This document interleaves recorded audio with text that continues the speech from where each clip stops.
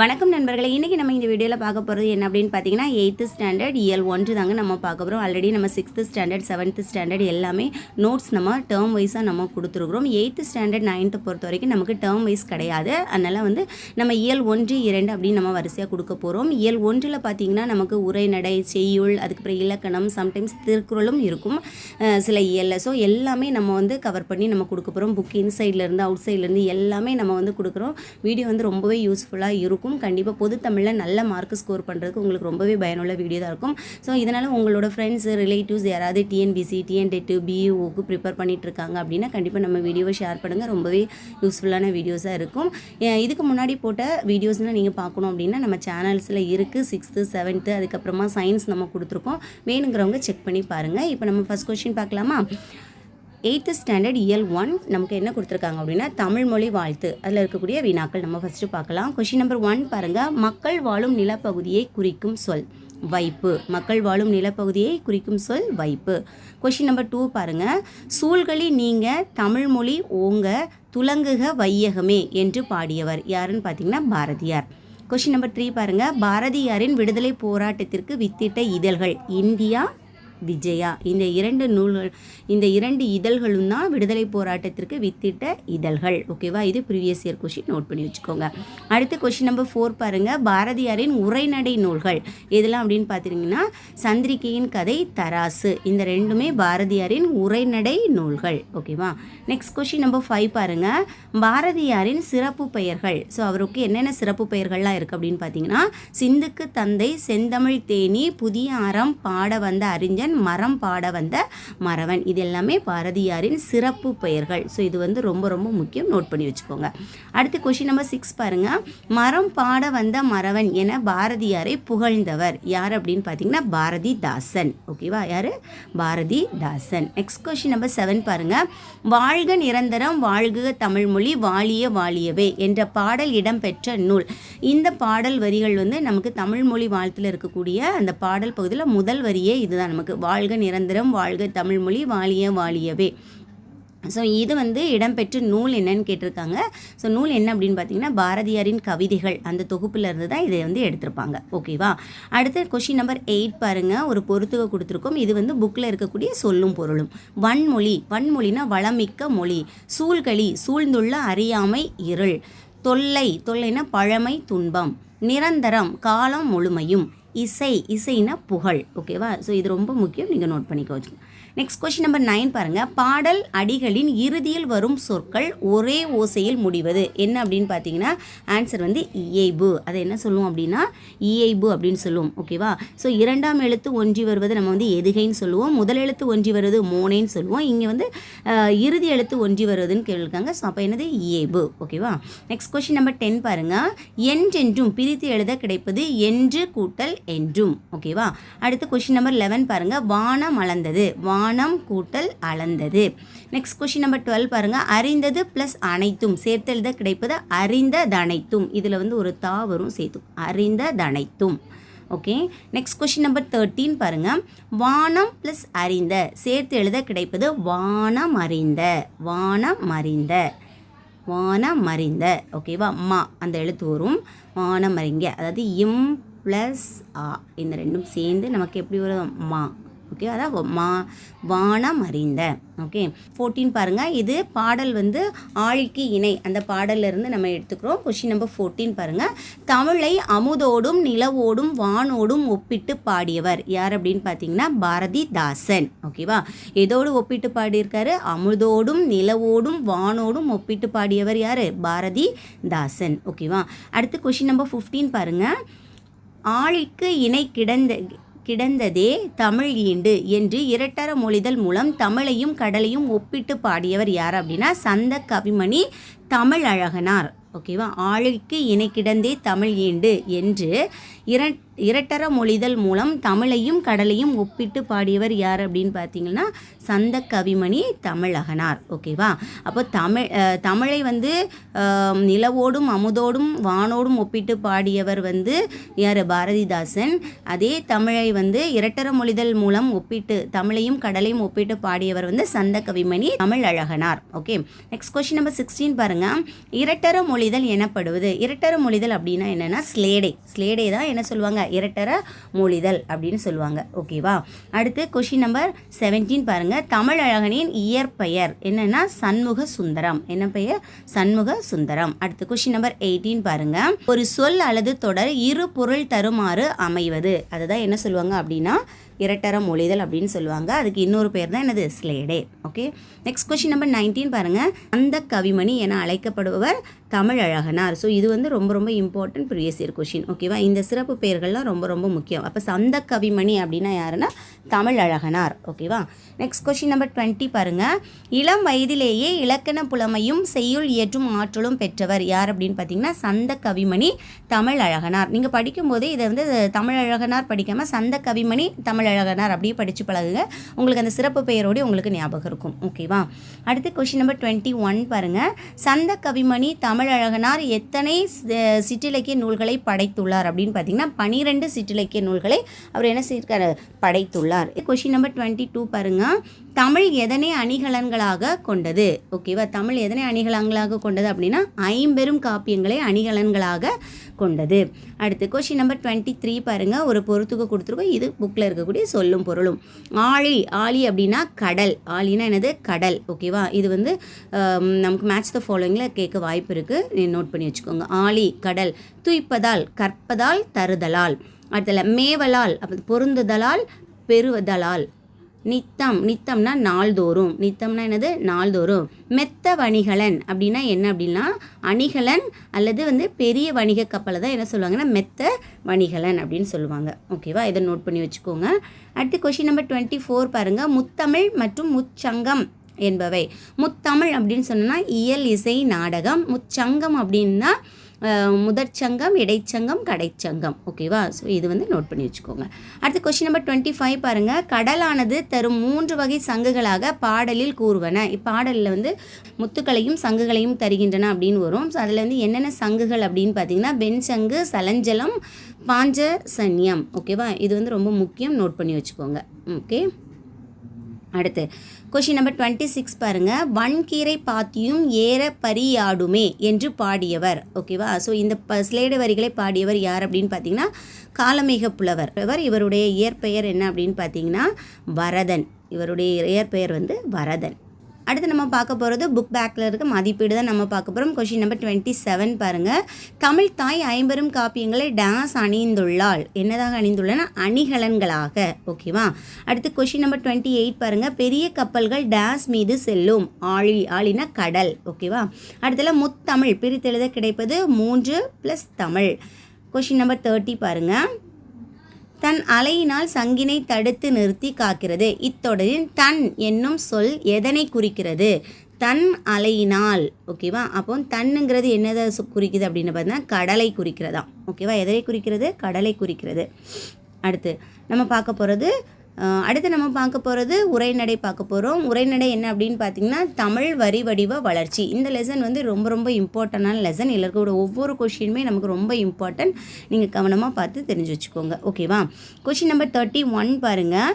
மனிதன் தோன்றிய காலத்தில் தனது தேவைகளையும் கருத்துக்களையும் மற்றவருக்கு தெரிவிக்க எதனை பயன்படுத்தினார்கள் அப்படின்னா சைகைகளை. அதாவது முதல்ல மனிதன் தோன்றின காலத்தில் தனக்கு தேவையான கருத்துக்களையும் மற்றவர்களுக்கு தன்னுடைய கருத்துக்களை தெரிவிக்க எதை பயன்படுத்துகிறாங்க அப்படின்னா சைகைகளை தான் முதல்ல பயன்படுத்தியிருக்காங்க. ஓகேவா?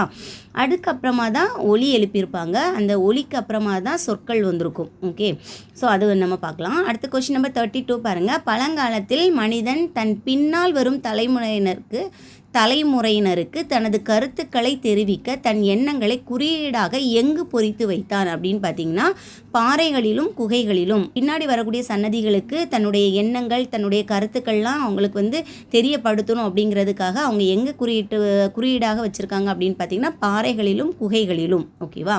அடுத்து கொஷின் நம்பர் 33 பாருங்கள். தொடக்க காலத்தில் எழுத்து என்பது ஒலியையோ வடிவத்தையோ குறிக்காமல் பொருளின் ஓவிய வடிவத்தையே குறிக்கிறது. அதை டேஷ் என்பர் அப்படின்னா ஓவிய எழுத்து. ஓகேவா, அந்த வடிவம் என்னன்னு சொல்லுவாங்க, ஓவிய எழுத்து. அடுத்து கொஷின் நம்பர் 34 பாருங்கள். ஓவிய எழுத்தின் ஒவ்வொரு வடிவமும் ஒரு முழு ஒலியாகிய சொல்லாக மாறி அச்சொல்லின் ஒவ்வொரு வடிவமும் ஒரு ஓசையாக மாறியது. ஒவ்வொரு சொல்லும் ஒரு ஓசையாக மாறுது. இவ்வாறு ஒரு ஒலிக்கு ஒரு எழுத்து என உருவான நிலையை டேஸ் என்பர். ஒலி எழுத்து வடிவ நிலை. நெக்ஸ்ட் கொஷின் நம்பர் 35 பாருங்கள். டேஸ் தோன்றிய பிறகே தமிழ் எழுத்துக்கள் இப்போதுள்ள நிலையான வடிவத்தை பெற்றுள்ளன. என்ன அப்படின்னு பார்த்தீங்கன்னா அச்சுக்கலை. அச்சுக்கலை தோன்றிய பிறகே தமிழ் எழுத்துக்களில் இப்போதுள்ள நிலையான வடிவத்தை பெற்றிருக்குது. ஓகேவா. அடுத்த கொஷின் நம்பர் 36 பாருங்கள். தமிழ் எழுத்துக்களின் பழைய வரி வடிவங்களை எவ்வாறு காண முடிகிறது? பழைய காலத்தில் இருக்கக்கூடிய அந்த எழுத்துக்கள், அந்த வரி வடிவ எழுத்துக்களில் நம்ம எப்படி இப்போ பார்க்கலாம் அப்படின்னா கருங்கல் சுவர்களிலும் செப்பேடுகளிலும் நம்ம பார்க்கலாமா. எங்கே பார்க்கலாம்? கருங்கல் சுவர்களிலும் செப்பேடுகளிலும் காண முடிகிறது. ஓகேவா. அடுத்து கொஷின் நம்பர் 37 பாருங்கள். கல்வெட்டு செப்பேடுகள் எந்தெந்த நூற்றாண்டுகளில் கிடைக்கின்றன அப்படின்னு கொடுத்துருக்காங்க. இதில் கல்வெட்டு வந்து எந்த நூற்றாண்டில் கிடச்சிது அப்படின்னு பார்த்தீங்கன்னா கிமு 3ஆம் நூற்றாண்டிலே கல்வெட்டு வந்து கிடச்சிருக்கு. செப்பேடுகள் எப்படின்னா கிபி 7ஆம் நூற்றாண்டுக்கு அப்புறமா தான் செப்பேடுகள் நமக்கு வந்து கிடச்சிருக்கு. ஓகேவா. அடுத்து கொஷின் நம்பர் 38 பாருங்கள். கல்வெட்டுகள் செப்பேடுகள் ஆகியவற்றில் காணப்படும் வரி வடிவங்களை டேஷ் டேஷ் என இரு வகைகளாக பிரிக்கலாம். வட்டெழுத்து, தமிழி எழுத்து. என்ன எழுத்து? வட்டெழுத்து, தமிழி எழுத்து. அடுத்து கொஷின் நம்பர் 39 பாருங்கள். வளைந்த கோடுகளால் அமைந்த மிக பழமைய தமிழ் எழுத்து என்னன்னு பார்த்தீங்கன்னா வட்டெழுத்து. மிக பழைய தமிழ் எழுத்து வட்டெழுத்து. இது ரொம்ப ரொம்ப முக்கியமான கொஷின், நோட் பண்ணி வச்சுக்கோங்க. அடுத்து கொஷின் நம்பர் 40 பாருங்கள். இக்காலத்தில் எழுதப்படும் தமிழ் எழுத்துக்களின் பழைய வரி வடிவம் என்னென்னா தமிழி எழுத்து. அடுத்து கொஷின் நம்பர் 41 பாருங்கள். சேர மண்டலம், பாண்டிய மண்டலம் ஆகிய பகுதிகளில் கிடைக்கும் சாசனங்களில் எந்த எழுத்து இடம்பெற்றுள்ளன அப்படின்னு பார்த்தீங்கன்னா வட்ட எழுத்துக்கள் தான் இடம்பெற்றிருக்கு. ஓகேவா. ஸோ சேர மண்டலம், பாண்டிய மண்டலத்தில் வந்து அந்த பகுதியில் வந்து 8ஆம் நூற்றாண்டிலிருந்து 11ஆம் நூற்றாண்டு வரை கிடைக்கக்கூடிய சாசனங்களில் எல்லாமே என்ன எழுத்துக்கள் இருந்திருக்கு அப்படின்னு பார்த்தீங்கன்னா வட்டெழுத்துக்கள் மட்டும்தான் இடம்பெற்றிருக்கு. ஓகேவா. எந்த நூற்றாண்டுலேருந்து எந்த நூற்றாண்டு வரை அப்படின்னா 8ஆம் நூற்றாண்டிலிருந்து 11ஆம் நூற்றாண்டு வரை. ஓகேவா. அடுத்து கொஸ்டின் நம்பர் 42 பாருங்கள்.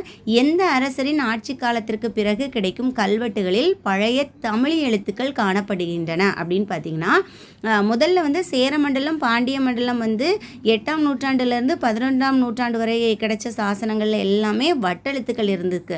ஆனால் இந்த முதலாம் ராஜராஜ சோழன் ஆட்சி காலத்திற்கு அப்புறமா, அதாவது 11ஆம் நூற்றாண்டுக்கு பிறகு இருக்கக்கூடிய கல்வெட்டுகளில் எல்லாமே என்ன எழுத்துக்கள் வந்து காணப்படுது அப்படின்னு பார்த்தீங்கன்னா தமிழி எழுத்துக்கள். எந்த எழுத்துக்கள் காணப்படுது?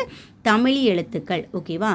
ஸோ இது வந்து ரொம்ப ரொம்ப முக்கியமான ஒரு கொஷின், நோட் பண்ணி வச்சுக்கோங்க. ஓகே. எந்த அரசரின் ஆட்சி காலத்திற்கு பிறகு கிடைக்கும் கல்வெட்டுகளை பழைய தமிழ் எழுத்துக்கள் காணப்படுகின்றன அப்படின்னா முதலாம் ராஜராஜ சோழன். ஓகேவா. அடுத்து கொஸ்டின் நம்பர் 43 பாருங்க. கடைசங்க காலத்தில் தமிழகத்தில் எழுதப்பட்ட எழுத்துக்கள் டாஸ் என்று அழைக்கப்பட்டன. அழைக்கப்பட்டன அப்படின்னு பார்த்தீங்கன்னா கண்ணெழுத்துக்கள்.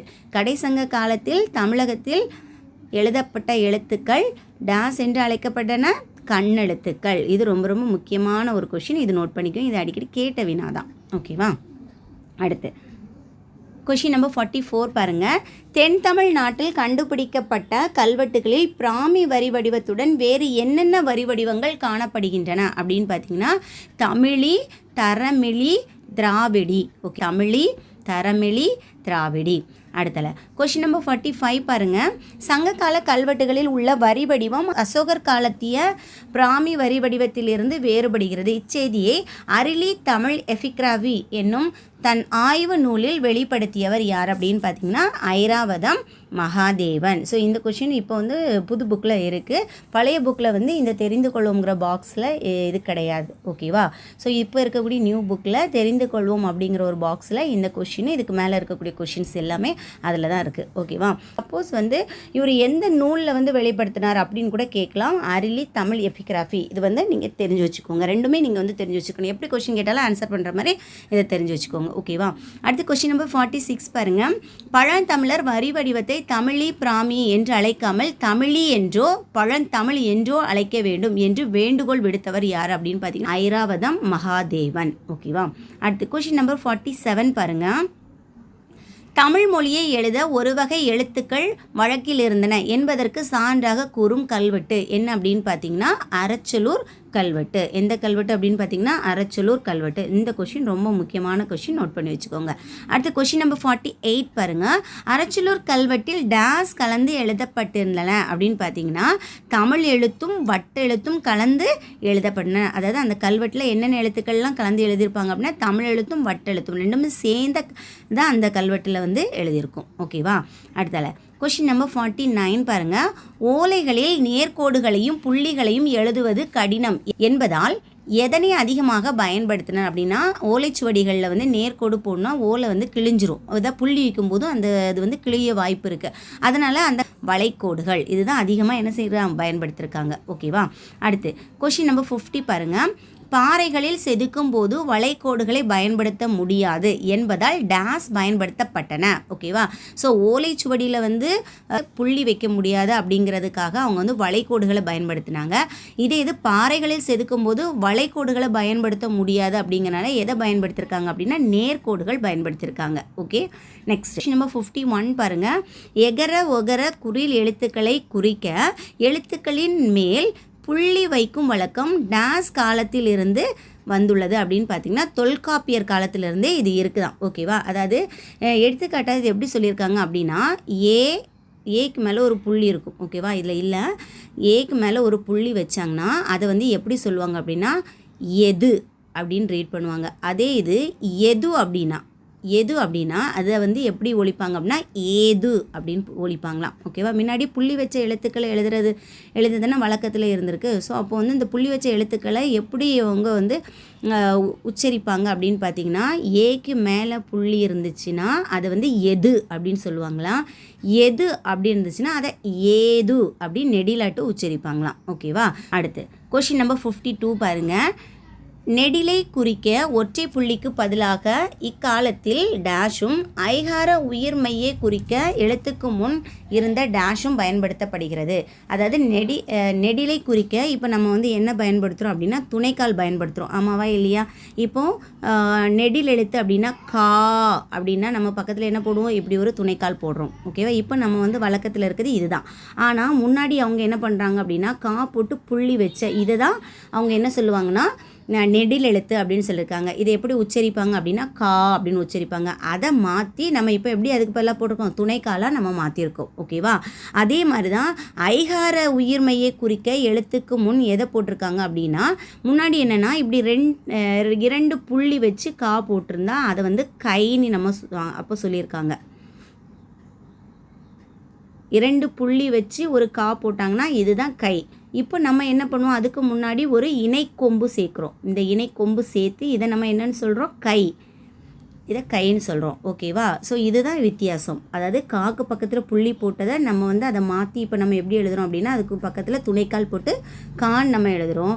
அதே மாதிரி தான் காக்கு முன்னாடி 2 புள்ளிகள் இருந்துச்சுல இதை வந்து கைன்னு எழுதியிருக்காங்க. ஸோ அதை மாற்றி நம்ம வந்து இணைக்கொம்பு சேர்த்து இந்த மாதிரி கை அப்படி மாற்றி எழுதியிருக்கோம். ஓகேவா?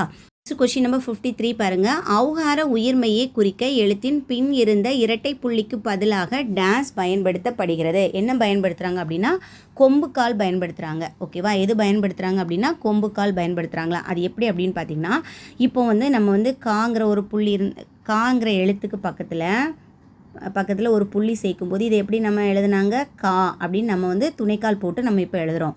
அதே மாதிரி நம்ம வந்து இந்த காங்கிற எழுத்துக்கு முன்னாடி 2 புள்ளி வச்சுருந்தாங்கன்னா இதில் வந்து நம்ம என்ன சேர்க்குறோம், ஒரு இணைக்கொம்பு சேர்த்து நம்ம இதை வந்து எப்படி எழுதுகிறோம் அப்படின்னா கை இந்த மாதிரி நம்ம எழுதுகிறோம். அதே மாதிரி தான் இப்போ சப்போஸ் கே அப்படிங்கிற ஒரு எழுத்து இருக்குன்னா கேக்கு அப்புறமா 2 புள்ளி வச்சோன்னா இதை வந்து கொம்புக்கால் சேர்த்து ஔகார உயிர்மையில் கொம்புக்கால் சேர்க்குறாங்க. கொம்புக்கால் அப்படின்னா இந்த லா சேர்க்குறது.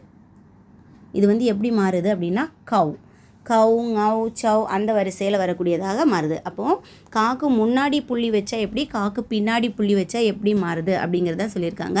அதுதான் இங்கே வந்து ஔகார உயிர்மையை குறிக்க எழுத்தின் பின் இருந்த இரட்டை புள்ளிக்கு பதிலாக என்ன சேர்க்குறாங்க, கொம்புக்கால் சேர்க்குறாங்க. இதுதான் இந்த கொம்புக்கால்ங்கிறது. ஓகேவா? டேஸ் பயன்படுத்தப்படுகிறது அப்படின்னா கொம்புக்கால் பயன்படுத்தப்படுகிறது. ஓகேவா? அடுத்து கொஷின் நம்பர் 54 பாருங்கள். தமிழ் எழுத்துக்களில் மிக பெரிய சீர்திருத்தம் செய்தவர் யார் அப்படின்னு பார்த்தீங்கன்னா வீரமாமுனிவர். இது ரொம்ப ரொம்ப இம்பார்ட்டண்டான ஒரு ப்ரீவியஸ் இயர் கொஷின் தான். ஓகேவா? ஸோ இதை நோட் பண்ணி வச்சுக்கோங்க. அடுத்தல கொஷின் நம்பர் 55 பாருங்கள்.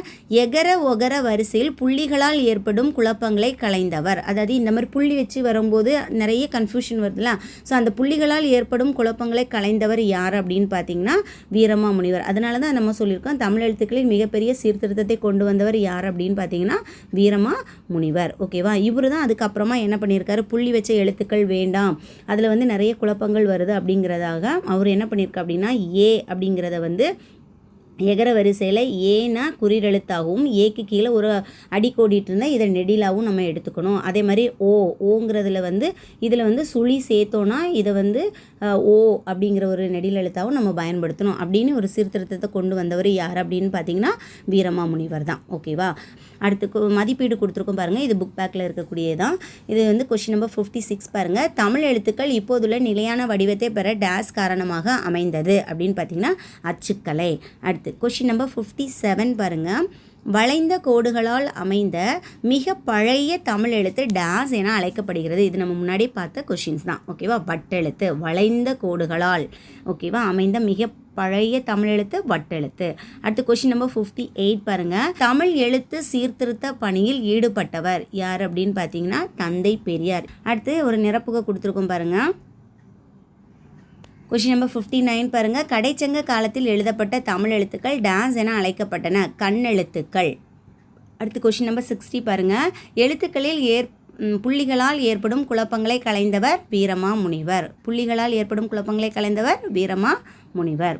அடுத்து நம்ம பார்க்க போகிறது சொற்பூங்கா, அதாவது விரிவானத்தில் இருக்கக்கூடிய வினாக்கள் தான் பார்க்க போகிறோம். கொஷின் நம்பர் 61 பாருங்கள். தமிழில் சொல் என்பதற்கு டேஸ் என்று பொருள். சொல் அப்படின்னா நெல் அப்படிங்கிறது தான் பொருள். அடுத்து கொஷின் நம்பர் 62 பாருங்கள். ஓரெழுத்து ஒரு மொழிகள் மொத்தம் எத்தனை அப்படின்னு பார்த்தீங்கன்னா 42.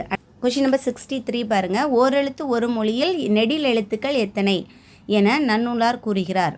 மொத்தம் எத்தனை எழுத்துக்கள் அப்படின்னு பார்த்தீங்கன்னா 42 ஓரெழுத்து ஒரு மொழி சொற்கள் இருக்குது. இதில் 40 எழுத்துக்கள் வந்து நெடில் எழுத்துக்களாகவும் மீதி 2 எழுத்துக்கள் வந்து குறில் எழுத்துக்களாகவும் உள்ளது. அந்த குறில் எழுத்துக்கள் என்ன அப்படின்னு பார்த்தீங்கன்னா நோ, து, இந்த இரண்டும் குறில் எழுத்துக்கள். ஓகேவா? ஓரெழுத்து ஒரு மொழியில் இருக்கக்கூடிய குறில் எழுத்துக்கள். நம்ம ஆல்ரெடி வந்து ஓரெழுத்து ஒரு மொழி வீடியோ போட்டிருக்கோம். எல்லாம் அந்த 42 எழுத்துக்களுக்கும் நம்ம வந்து ஓரெழுத்து ஒரு மொழி கொடுத்துருக்கோம். ஸோ வேணுங்கிறவங்க நம்ம சேனலில் இருக்குது, நீங்கள் செக் பண்ணி பாருங்கள். ஓகேவா? அடுத்து கொஷின் நம்பர் 64 பாருங்கள். ஆமா என்று அழைக்கப்படுவது என்னன்னு பார்த்தீங்கன்னா காட்டுப்பசு. ஆமா அப்படின்னா எதை குறிக்குது அப்படின்னு பார்த்தீங்கன்னா காட்டுப்பசு.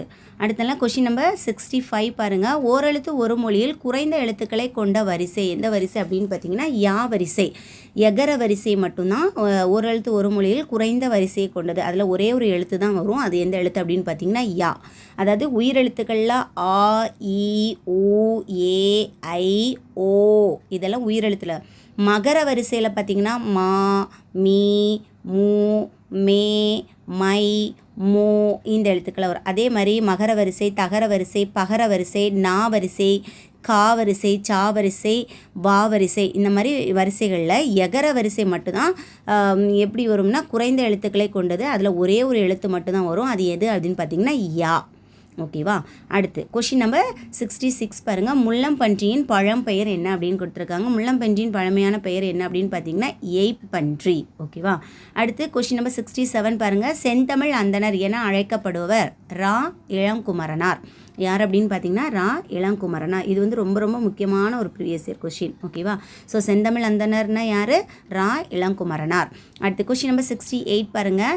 ரா இளங்குமரனாரின் பன்முகத்திறன் என்னெல்லாம் அப்படின்னு பார்த்தீங்கன்னா அவர் ஒரு பள்ளி ஆசிரியராக இருந்திருக்காரு. அவர் ஒரு நூலாசிரியர், இதழாசிரியர், உரையாசிரியர் மற்றும் தொகுப்பாசிரியராகவும் அவர் இருந்திருக்காரு. கொஷின் நம்பர் 69 பாருங்கள். ரா இளங்குமரனார் எழுதிய நூல்கள் என்னென்ன நூல்கள் அவர் எழுதியிருக்காரு அப்படின்னு பார்த்தீங்கன்னா இலக்கண வரலாறு, தமிழிசை இயக்கம், தனித்தமிழ் இயக்கம். ஸோ இது மூன்றுமே அவர் எழுதிய நூல்கள். அடுத்து கொஷின் நம்பர் 70 பாருங்கள். ரா இளங்குமரனாரின் தொகுப்பு நூல் என்ன அப்படின்னு பார்த்தீங்கன்னா தேவநேயம் என்ற நூலை வந்து அவர் தொகுத்து வழங்கியிருக்காரு. இதுவும் ரொம்ப முக்கியமான ஒரு கொஷின் தான், நோட் பண்ணி வச்சுக்கோங்க.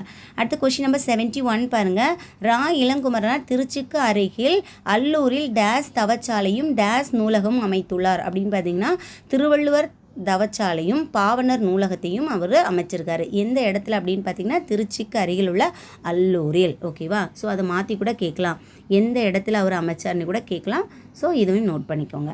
அடுத்து நம்ம பார்க்க போகிறது இலக்கணம் பார்க்க போகிறோம். இலக்கணத்தில் வந்து எழுத்துக்களின் பிறப்பு அந்த டாப்பிக்கில் இருக்கக்கூடிய கொஷின்ஸ் நம்ம பார்க்கலாம். கொஷின் நம்பர் 72 பாருங்கள். எழுத்துக்கள் எத்தனை இடங்களில் பிறக்கின்றன? எழுத்துக்கள் மொத்தம் 4 இடங்களில் பிறக்கின்றன. ஓகேவா? ஸோ எந்தெந்த இடம்லாம் அப்படின்னு பார்த்தீங்கன்னா மார்பு, தலை, கழுத்து, மூக்கு, இந்த 4 இடங்களிலும் எழுத்துக்கள் என்ன செய்கின்றன? பிறக்கின்றன. ஓகேவா? அப்போ எத்தனை இடங்களில் பிறக்கின்றன அப்படின்னு கேட்டாங்கன்னா 4 இடங்களில் எழுத்துக்கள் பிறக்கின்றன. அடுத்து கொஸ்டின் நம்பர் 73 பாருங்கள். எழுத்துக்களின் பிறப்பினை டேஸ் வகையாக பிரிப்பர். 2 வகையாக பிரிப்பர். ஒன்று வந்து இடப்பிறப்பு, இன்னொன்று முயற்சி பிறப்பு என 2 வகையாக பிரிப்பர். அடுத்து கொஸ்டின் நம்பர் 74 பாருங்கள். உயிரெழுத்துக்கள் 12 பிறக்கும் இடம் எதுன்னு பார்த்தீங்கன்னா கழுத்து. உயிரெழுத்துக்கள் 12 எந்த இடத்துல பிறக்குது அப்படின்னு பார்த்தீங்கன்னா கழுத்து. ஸோ இதில் இருக்கக்கூடிய கொஷின்ஸ் எல்லாமே கொஞ்சம் இம்பார்ட்டன்ஸ் தான், நீங்கள் கரெக்டாக பார்த்து வச்சுக்கோங்க. படிக்கும்போது எந்தெந்த பார்ட்ஸு எங்கே அப்படிங்கிறத நீங்கள் புரிஞ்சு படிச்சுக்கோங்க. ஓகேவா? உயிரெழுத்து அப்படின்னா நம்மளோட உயிர் வந்து கழுத்து அப்படின்னு வச்சுக்கோங்க. அடுத்து கொஷின் நம்பர் 75 பாருங்கள். வல்லின மெய்யெழுத்துக்கள் 6 பிறக்கும் இடம் என்ன அப்படின்னு பார்த்தீங்கன்னா மார்பு. வல்லின எழுத்துக்கள் 6 பிறக்கும் இடம் மார்பு. ஓகே, நெக்ஸ்ட் கொஸ்டின் நம்பர் 76 பாருங்கள். மெல்லின மெய்யெழுத்துக்கள் 6 பிறக்கும் இடம் மூக்கு. எந்த இடத்துல? மென்மை. மூக்கு வந்து ரொம்ப மென்மையாக இருக்கும், அப்போ மெல்லினம் அப்படின்னு வச்சுக்கோங்க. ஓகேவா? அடுத்தல கொஸ்டின் நம்பர் 77 பாருங்கள். இடையின மெய்யெழுத்துக்கள் 6 பிறக்கும் இடம் கழுத்து. நம்ம தலைக்கும் நம்மளோட பாடிக்கும் இடையில இருக்குது கழுத்து, அப்போ இடையினம் அப்படின்னு ஞாபகம் வச்சுக்கோங்க. ஓகேவா? அடுத்து கொஸ்டின் நம்பர் 78 பாருங்கள். ஆயுத எழுத்து எதனை இடமாக கொண்டு பிறக்கிறது? எதனை இடமாக கொண்டு பிறக்குன்னா தலை. எதை இடமாக கொண்டு பிறக்கிறது? ஆயுத எழுத்து வந்து தலையை இடமாக கொண்டு பிறக்கிறது. அடுத்து கொஸ்டின் நம்பர் 79 பாருங்கள். வாயை திறத்தலால் பிறக்கும் எழுத்துக்கள். நீங்கள் ஆ நீங்கள் சொல்லி பாருங்கள். ஆ இந்த எழுத்தும் வாயை திறத்தலால் பிறக்கும் எழுத்துக்கள். ஓகேவா? அடுத்து கொஸ்டின் நம்பர் 80 பாருங்கள். இதழ்களை கொஸ்டின் நம்பர் 80 பாருங்கள். இதழ்களை, இதழ்னா உதடு, அப்போ இதழ்களை குவிப்பதினால் பிறக்கும் எழுத்து உ ஊ ஓ ஓ ஆவ். ஸோ இந்த 5மே என்ன? இதழ்களை குவிப்பதனால் பிறக்கும் எழுத்துக்கள். ஓகேவா? அடுத்து கொஸ்டின் நம்பர் 81 பாருங்கள். வாயை திறப்பதோடு நாவின் அடி ஓரமானது மேல்வாய் பல்லை பொருந்தும் முயற்சியால் பிறக்கும் எழுத்துக்கள் இ ஈ ஏ ஏ ஐ. இந்த 5 எழுத்துக்களும் வாயை திறப்பதோடு நாவின் அடி ஓரமானது மேல்வாய் பல்லை பொருந்தும் முயற்சியில் பிறக்கும் எழுத்துக்கள். ஓகேவா? ஸோ இதை ஞாபகம் வச்சுக்கோங்க. அடுத்து ஒரு பொறுத்துக்க கொடுத்துருக்காங்க பாருங்கள். இக்கு இங்கு இந்த 2ம் எங்கே இருக்குது அப்படின்னா எப்படி பிறக்குது அப்படின்னு பார்த்தீங்கன்னா நாவின் முதல் அன்னத்தின் அடிப்பகுதியில் பிறக்குது. ஓகேவா? அடுத்தல இச்சு இஞ்சு நாவின் இடை நடு அன்னத்தின் இடை. ஓகேவா? அடுத்தல இட்டு இன்னு இது நாவின் நுனி. சொல்லும் பாருங்க. இன்னு அந்த நாவின் நுனி அன்னத்தின் நுனி. ஓகேவா? அடுத்தல இத்து இந்து இதுவும் அதே மாதிரி தான், நாவின் நுனி மேல்வாய் பல்லின் அடி. நீங்கள் வந்து இந்த எழுத்துக்கள் வந்து நம்ம சொல்லும் போதே அப்படி சொல்லி பார்க்கணும், டச் பண்ணி எந்த இடத்துல டச் ஆகுது அப்படிங்கிறத புரிஞ்சு படிங்க, ரொம்ப ஈஸியாக இருக்கும். அடுத்தல கொஸ்டின் நம்பர் 83 பாருங்கள். கீழ் உதடும் மேல்வாய் பல்லும் பொருந்துவதால் பிறக்கிறது. இவ் வச்சு பாருங்கள், உங்களுக்கே தெரியும். இவ் கீழ் உதடும் மேல்வாய் பல்லும் பொருந்துவதால் பிறக்கிறது இவ். அடுத்து கொஸ்டின் நம்பர் 84 பாருங்கள். இன்னொரு பொறுத்துக்கு கொடுத்துருக்கோம். எள் இது வந்து மேல்வாயை நாக்கின் நுனி வருடுவதால். இல் மேல்வாயை நாக்கின் ஓரங்கள் தடிப்பதினால். அடுத்தல இல் மேல்வாய் பல்லின் அடியை நாக்கின் ஓரங்கள் தடித்து நெருங்குவதால். அடுத்தல இன் மேல்வாய் நாக்கின் நுனி மிகவும் பொருந்துவதால். ஓகேவா? ஸோ இது வந்து நீங்கள் அந்த உச்சரிப்பு வந்து நம்ம சொல்லி பார்க்கும்போதே நமக்கு வந்து ஈஸியாக தெரிஞ்சிடும். அடுத்தல புக் பேக்கில் இருக்கக்கூடிய மதிப்பீடு நம்ம பார்க்கலாம். சரியான விடையை தேர்ந்தெடுத்து எழுதுக. கொஸ்டின் நம்பர் 85 பாருங்கள். உதடுகளை குவிப்பதால் பிறக்கும் எழுத்துக்கள் உ ஊ. இதுதான் சரியான ஆன்சர். அடுத்த கொஸ்டின் நம்பர் 86 பாருங்கள். ஆயுத எழுத்து பிறக்கும் இடம் மார்பு, கழுத்து, தலை, மூக்கு. ஸோ இதுக்கு சரியான ஆன்சர் என்னன்னு பார்த்தீங்கன்னா தலை. ஓகேவா? அடுத்து கொஸ்டின் நம்பர் 87 பாருங்கள். வல்லின எழுத்துக்கள் பிறக்கும் இடம் மார்பு. ஓகேவா. அடுத்து கொஸ்டின் நம்பர் 88 பாருங்கள். நாவின் நுனி அன்னத்தின் நுனியை பொருத்துவதால் கிடைக்கிது இட்டு இன்னு. மற்ற எழுத்துக்களை நீங்கள் சொல்லி பாருங்கள். அதை சொல்லி பார்க்கும்போது இதில் எது சரிங்கிறத நம்ம வந்து ஈஸியாக கண்டுபிடிச்சிடலாம். அடுத்து கொஸ்டின் நம்பர் 89 பாருங்கள். கீழ் உதடும் மேல்வாய் பல்லும் இணைவதால் பிறக்கும் எழுத்து இம் இப் இ இவ். சரியான எழுத்து இவ். கீழ் உதடும் மேல்வாய் பல்லும் இணைவதால் பிறக்கும் எழுத்து இவ். ஓகேவா. அடுத்து ஒரு பொறுத்துக்க கொடுத்துருக்கோம் பாருங்கள். இக்கு இங்கு நாவின் முதல் அன்னத்தின் அடி. இதுதான் நம்பர் 1.